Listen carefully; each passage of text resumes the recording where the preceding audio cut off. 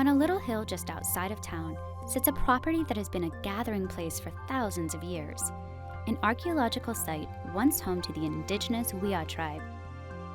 When the European settlers arrived, the land became home to one of the first pioneer families in Tippecanoe.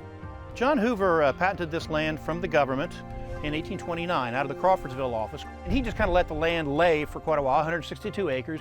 And then my seventh generation removed grandfather bought it in 1855, had his family here. They put up two barns that you see over here. The house is an original house, stone foundation, hand-dug basement, and they just did commodity crops. My mother's father grew up here, was born here in 1913, and I'm now seventh generation on the place. It just came from one to another and inherited down.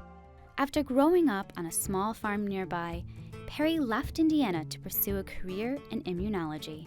But after his grandmother became ill and his mother inherited the property, Perry moved back to Lafayette, took a job at Purdue, and he, along with his siblings, returned to the beloved family farm.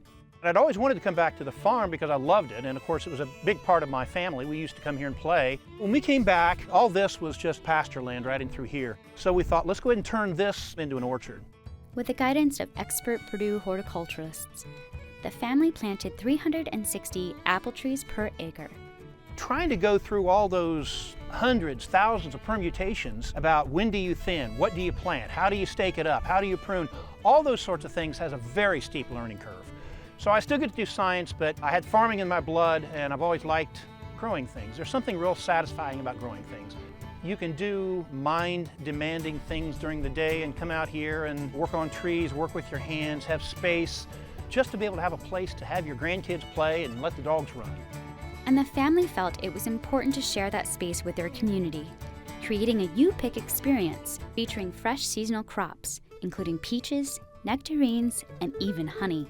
We get a lot of people out here every year. We get a lot of field trips, and it's fun to be able to share this with another generation of kids.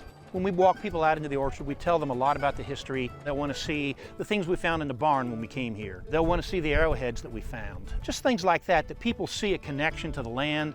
All that gets spread through the family, and we all have a different story to tell. It's special to us. And each family member has a unique role. Perry's dad loves building new inventions for the farm. His mom plays matriarch, taking care of the flowers and cooking for the farm crew.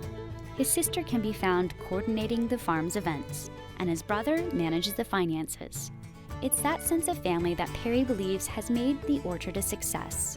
I think a big part of it is we were very close to my grandmother, who is very much a people person. We knew that this is something my grandmother would love, and we knew that my grandfather was very strongly interested in keeping things in the family and making sure family understood history and loyalty.